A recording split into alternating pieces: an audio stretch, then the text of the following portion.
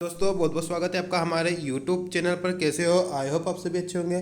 तो दोस्तों ये सब आप सबको पता है कि नई शिक्षा नीति का जब स्ट्रक्चर आया था, उसका पूरा प्रपोजल आया था, तो उस पर हमने बहुत सारे वीडियो बनाए थे। और उसमें हमने एक बात आपको ये भी बताई थी कि जो बीएड है और जो डीएलएड है, ये आने वाले समय में बंद हो जाएंगे। और जो अभी आप कर रहे हो ये मान्य होगा, आने वाले टाइम में नहीं होगा, इस पर भी हम बात करेंगे। क्योंकि जब भी कोई नई चीज़ आती है तो हमको बहुत सारे कन्फ्यूज़न और मन में बहुत सारे प्रश्न आते हैं। तो चलिए हम उसी का जवाब देंगे। तो आप सबसे भी रिक्वेस्ट है, अगर आप चैनल पर फर्स्ट टाइम विजिट कर रहे हो तो चैनल को जरूर सब्सक्राइब कर लीजिए। देखिए दोस्तों, नई शिक्षा नीति को लागू किया जा रहा है। कोई भी चीज़ धीरे धीरे लागू होती है, एकदम से लागू नहीं होती है। करीबन नई शिक्षा नीति में बहुत सारे प्रावधान हैं, है ना। तो उसमें शिक्षकों की भर्ती के संबंध में भी है, और भर्ती के संबंध में जो कोर्स अभी चल रहे हैं और जो नया कोर्स आने वाला है अब ये 2023 के बाद शुरू होगा। ये क्या है? ये बीएड ही है, लेकिन ये 4 वर्षीय इंटीग्रेटेड बीएड है। मतलब कि इसमें क्या है कि आपको ये सिर्फ एक कोर्स है, बस यही करना है। बाकी आपको फिर डीएलएड बीएड जो 2 वर्ष होता है, ये कोई करने की जरूरत नहीं है। ये 4 वर्षीय बीएड कोर्स अगर आपने कर लिया है तो ये सभी में मान्य हो जाएगा। इसमें सभी चीज़ें इंक्लूड है, आपका डीएलएड भी इंक्लूड हो जाएगा और आपका बीएड भी इंक्लूड हो जाएगा। तो यहाँ पर ये समस्या ही खत्म हो जाएगी कि मैंने डीएड किया है कि बीएड किया है। आपका ये तो ये 4 वर्षीय है। दूसरी बात, ये कोर्स करने से सरकार का क्या मोटिव है कि जो कैंडिडेट 12वीं के पास जो शिक्षक बनना चाहता है, ये उसी के लिए होगा। मतलब समझ लो, बहुत सारे हम कैंडिडेट क्या करते हैं कि हम शिक्षक बनने का कोई उद्देश्य नहीं होता 12th के बाद, लेकिन बाद में जब हमें पता चलता है कि नहीं, इसमें थोड़ा मौका है, एक गवर्नमेंट जॉब मिल सकती है, तो बहुत सारे कैंडिडेट बहुत सालों बाद भी डीएलएड बीएड करके फिर शिक्षक में भर्ती में अपने किस्मत आजमाते हैं। लेकिन यहाँ पर ये कोर्स लाने का उद्देश्य ये है कि ये उन्हीं के लिए है जो 12वीं के बाद जिनका लक्ष्य सिर्फ और सिर्फ शिक्षक बनना है। कैसे ये कोर्स कैसे होगा? ये कोर्स दोस्तों 12वीं के बाद अगर आप बीए कर रहे हो, बीएससी कर रहे हो या कुछ भी कर रहे हो, उसके साथ ये इंटीग्रेटेड कोर्स है। जैसे कि आप देख सकते हो, यहाँ पर देख सकते हैं, अगर अब यहाँ पर देखोगे तो बीए बीएड होगा, बीएससी बीएड होगा, बीकॉम बीएड होगा। ये कोर्स साथ में चलेगा, आपका ग्रेजुएशन के साथ में चलेगा।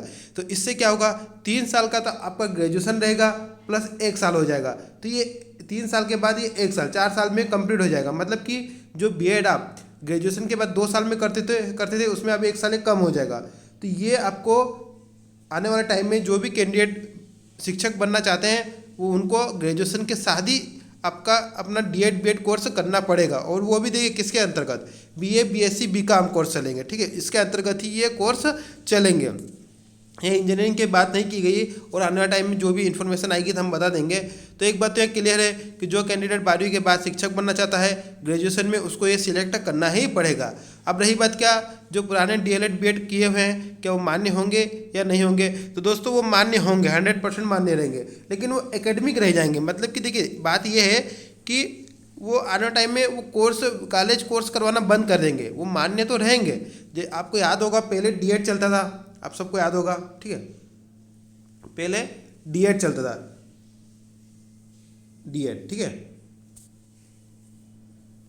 डीएड से पहले बीटीआई चलता था दोस्तों, बीटीआई। तो बीटीआई एलिजिबल तो है, और फिर डीएड शुरू हुआ, डीएड भी, उसके बाद अब डीएलएड शुरू हुआ, डीएलएड डीएड। तो इसका मतलब ये नहीं कि डीएड और बीटी से मान्य नहीं, ये दोनों मान्य है, लेकिन ये कॉलेज कराना बंद कर दिए हैं और नया कोर्स फिर शुरू हो जाता है। वो मान्य तो रहता है, लेकिन आने वाले टाइम में ये चीज़ें एकेडमिक रह जाता है। मतलब एकेडमी भी करवाना बंद करवा देती है एनसीटी के रूल के हिसाब से।